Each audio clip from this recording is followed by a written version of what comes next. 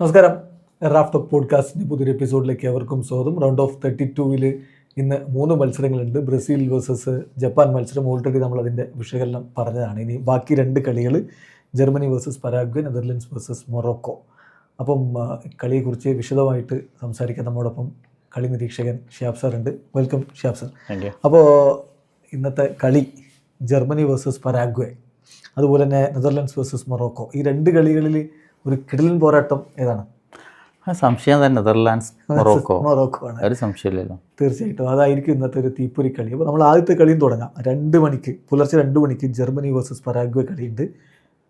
Germany കുറസാവോക്കെതിരെ 7 goal അടിച്ചെങ്കിലും അടുത്ത 2 കളികളിൽ അത്ര ഒരു മികച്ച പെർഫോമൻസ് അല്ല.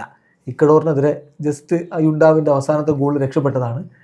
ഇക്കഡോർ അവർക്ക് പണി കൊടുക്കുകയും ചെയ്തു. ഐവറി കോസ്റ്റിനോടാണ് ഈ 2-1 ജയിക്കുന്നത്. ഇക്കഡോർ അവരെ തോൽപ്പിക്കുകയും ചെയ്തു. സോ മറ്റൊരു ലാറ്റിൻ അമേരിക്കൻ ടീമാണ്, അതായത് ഇക്കഡോർ ലാറ്റിൻ അമേരിക്കൻ ടീമാണ്, പിന്നാലെ പരാഗ്വേ മറ്റൊരു ലാറ്റിൻ അമേരിക്കൻ ടീമാണ്. വീഴുമോ Germany? വീഴുമോ? Paraguay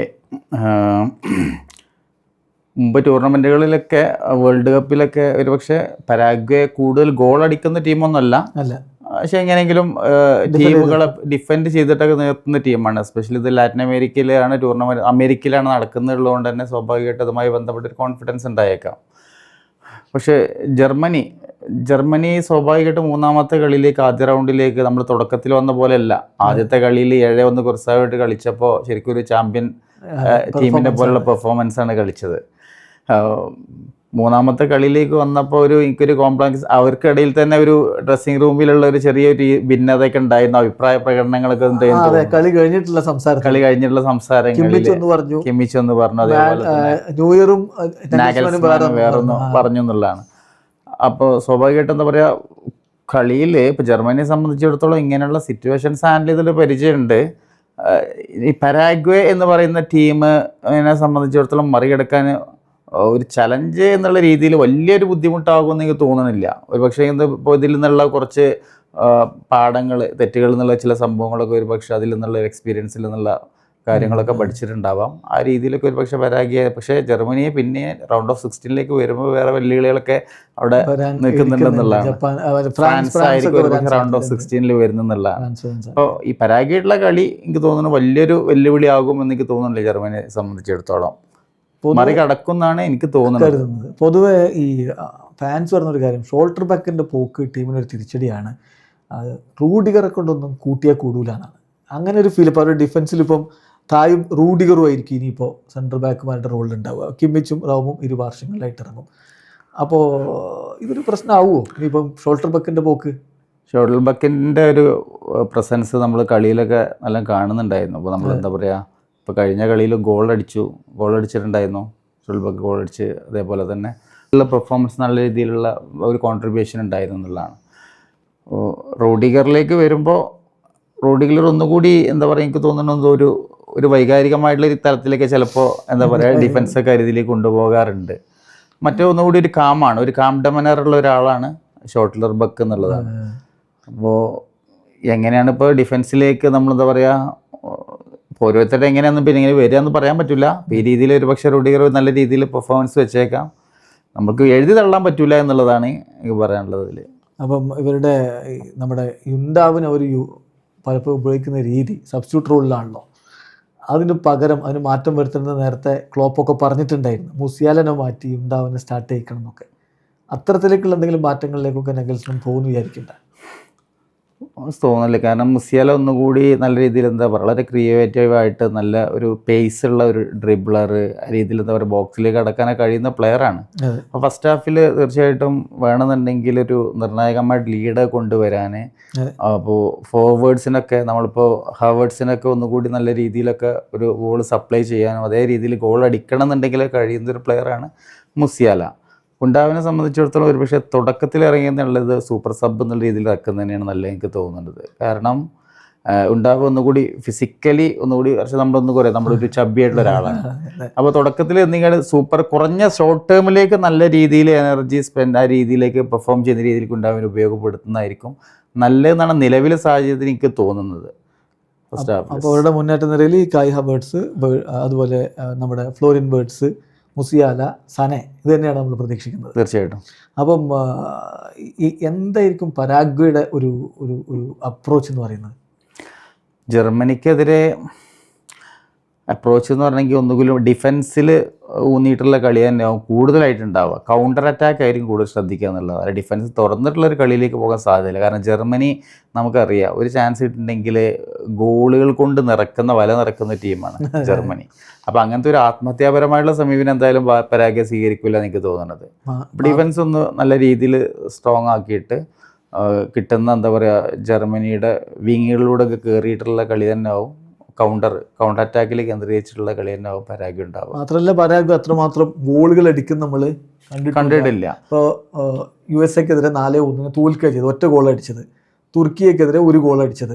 Paraguay versus Australia കളിയിൽ ഒരു ഗോൾ അടിച്ചിട്ടില്ല. 3 കളിയിലാകെ 2 ഗോളാണ് അവരുടെ ഒരു സംഭാവന ആയിട്ടുള്ളത്. അപ്പോൾ അതുകൊണ്ട് തന്നെ ഒരുപാട് ഗോളുകളിലേക്ക് അവർ പോകും എന്ന് നമ്മൾ പ്രതീക്ഷിക്കാനുമില്ല. സാറ് പറഞ്ഞ പോലെ ഈ ഒരു ഡിഫെൻഡ് ചെയ്ത് നിൽക്കുക, അത് തന്നെയാണ് ജർമ്മനിയെ പോലൊരു ടീമിനെതിരെ അവർക്ക് ചെയ്യാനുള്ളത്. പിന്നെ അപ്പോൾ അത് നോക്കൗട്ട് സ്റ്റേജാണ്.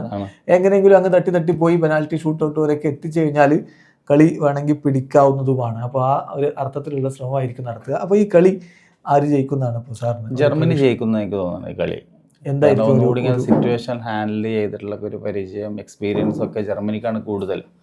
അപ്പോൾ ജർമ്മനി ചിലപ്പോൾ ഒരു പരാഗ്വയുടെ ഡിഫൻസ് ഭേദിക്കാൻ പറ്റിയിട്ടുണ്ടെങ്കിൽ നല്ല കൂടുതൽ ഗോളുകൾ വന്നേക്കാം.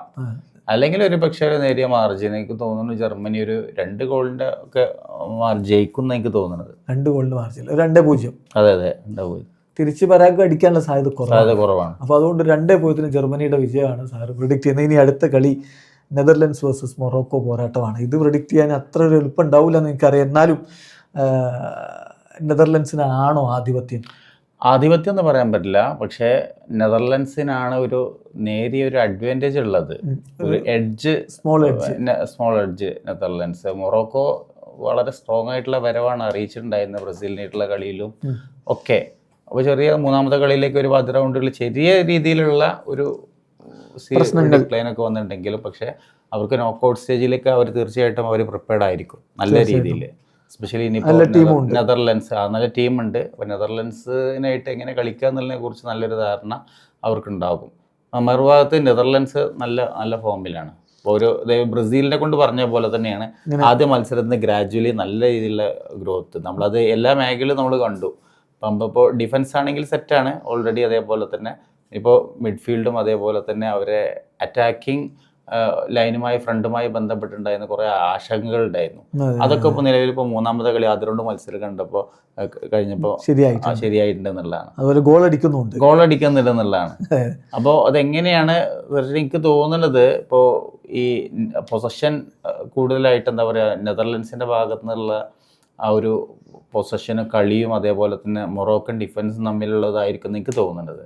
തീർച്ചയായിട്ടും. കാരണം ഈ വേൾഡ് കപ്പിൽ ഇപ്പം ഗ്രൂപ്പ് സ്റ്റേജിൽ ഏറ്റവും അധികം ഗോൾ അടിച്ച ടീമുകളിലൊന്നാണ് നെതർലൻഡ്സ്. 10 ഗോളുകൾ അടിച്ചു. അതായത് ജപ്പാനെതിരെ 2 ഗോളുകൾ, സ്വീഡനെതിരെ 5 ഗോള്, ടുണീഷ്യക്കെതിരെ 3 ഗോൾ അടിച്ചിട്ടുണ്ട്. അപ്പോൾ ഒരു മുന്നേറ്റ നിര. അപ്പോൾ അതായിരുന്നു സംശയം പലർക്കും വേൾഡ് കപ്പ് തുടങ്ങുന്നതിന് മുമ്പ് ഈ മുന്നേറ്റ നിരയും വെച്ച് നെതർലൻഡ്സ് ഒക്കെ എന്ത് ചെയ്യാനാണെന്നുള്ളത്. കാരണം ഒരു പ്രവചനം ഉണ്ടായിരുന്നു, കഴിഞ്ഞ 2 വേൾഡ് കപ്പുകളിൽ കൃത്യമായി പ്രവചിച്ച ഒരു ഏജൻസിൻ്റെ പ്രവചനം ഉണ്ടായിരുന്നു, നെതർലൻഡ്സ് വേൾഡ് കപ്പ് അടിക്കും. അപ്പോൾ അതിൻ്റെ താഴെ വന്നിട്ടുള്ള കമൻറ്റുകളാണ് ഈ മുന്നേറ്റ നിര വെച്ചിട്ട് നെതർലൻഡ്സ് എന്ത് ചെയ്യുന്നതാണ് നിങ്ങൾ ഈ പറയുന്നത് എന്നുള്ളത്. പക്ഷേ മുന്നേറ്റ നിര വളരെ കൃത്യമായിട്ട് ആവശ്യമുള്ള സമയത്ത് ഗോൾ അടിക്കുന്ന കാഴ്ചയാണ് നമ്മൾ കാണുന്നത്. ഇപ്പോൾ ഗാക്പോ ആണെങ്കിലും ബ്രോബി ആണെങ്കിലും അതുപോലെ തന്നെ സമർവില്ല് ഗോൾ അടിക്കുന്നു. അപ്പോൾ മൊത്തത്തിൽ ഓക്കെയാണ് ടീം. സംശയമില്ല, നല്ല ഒരു പ്രോഗ്രസ് ആണ് അവരുടെ ഭാഗത്ത് വന്നിട്ടുള്ളത്. അപ്പം മൊറോക്കോ ആയിട്ടുള്ളത് വളരെ ക്ലോസ് ആയിട്ടുള്ള ഒരു കോണ്ടസ്റ്റ് ആയിരിക്കും. പക്ഷെ എന്നാലും നേരിയൊരു എഡ്ജ് നെതർലൻഡ്സിനുണ്ട് എന്നാണ് ഞാൻ കരുതുന്നത്. ഇപ്പോൾ മൊറോക്കോയുടെ സൈബരീനൊക്കെ എങ്ങനെ തടയുന്നതാണ് പ്രതീക്ഷിക്കുന്നത്? സൈബരി ഒക്കെ എന്താ പറയുക, എല്ലാ കളിയിലും ഗോൾ അടിച്ചില്ലേ സൈബരി? ഇപ്പം ഗ്രൂപ്പ് സ്റ്റേജിൽ ഗോൾ അടിച്ചിട്ടുണ്ട്. പക്ഷേ സ്റ്റിൽ നെതർലൻഡ്സിനെ സംബന്ധിച്ചിടത്തോളം വാൻഡൈക്കിൻ്റെ നേതൃത്വത്തിലുള്ള നല്ലൊരു ഡിഫൻസ് ഉണ്ട്. അപ്പോൾ സ്വാഭാവികമായിട്ട് എന്താ പറയുക, എങ്ങനെയാണ് ഇപ്പോൾ സൈബരി കളിച്ചതിനെ കുറിച്ചൊക്കെ നല്ലോണം പഠിച്ചിട്ടുണ്ടാവും, വീഡിയോസ് കണ്ടിട്ടുണ്ടാവും, ഒക്കെ ഉണ്ടാവും. അവരും പ്രിപ്പയർഡ് ആയിരിക്കും. പക്ഷെ എന്നാലും ഹോളണ്ടിനെ സംബന്ധിച്ച് നെതർലൻഡ്സ് പൊതുവേ അങ്ങനത്തെ ലോ ബ്ലോക്കിലേക്ക് കൂടുതലായിട്ട് പോകാറില്ല. അങ്ങനത്തെ രീതിയിലേക്ക് വളരെ ബാലൻസ്ഡ് ആയിട്ടുള്ള രീതിയിൽ കളിക്കുന്നവരാണ്. പൊതുവെ കുറച്ചൊക്കെ കളിക്കാൻ അനുവദിക്കുന്ന രീതിയിലൊക്കെ ടീമാണ്. അങ്ങനെ അങ്ങനെ ഭയങ്കരമായിട്ട് കളിച്ച് അവർ ഇങ്ങനെ ഡിഫെൻഡ് ചെയ്യുകയും ചെയ്യും, അതേ രീതിയിൽ നല്ല രീതിയിൽ ഭംഗിയുള്ള കളി കളിക്കുകയും ചെയ്യും. അങ്ങനെയാണ്. അല്ലാതെ തീരെ കളിപ്പിക്കാതെ എന്താ പറയുക കളി മൊത്തത്തിൽ താറുമാറാക്കുന്ന രീതിയിൽ ചെയ്യാറില്ല എന്നുള്ളതാണ് പോസിറ്റീവായിട്ട്. അങ്ങനെ കളിപ്പിച്ചു കഴിഞ്ഞാൽ, കാരണം മൊറോക്കോനെ പോലുള്ള ഒരു ടീമിന് വളരെ വേഗത്തിൽ ഇടിച്ചു കയറാനുള്ള കപ്പാസിറ്റി ഉണ്ട്. ഹക്കീമിനെ പോലെയുള്ള വിങ് ബാക്ക് ഒക്കെ ഉള്ള ഒരു ടീമാണ്.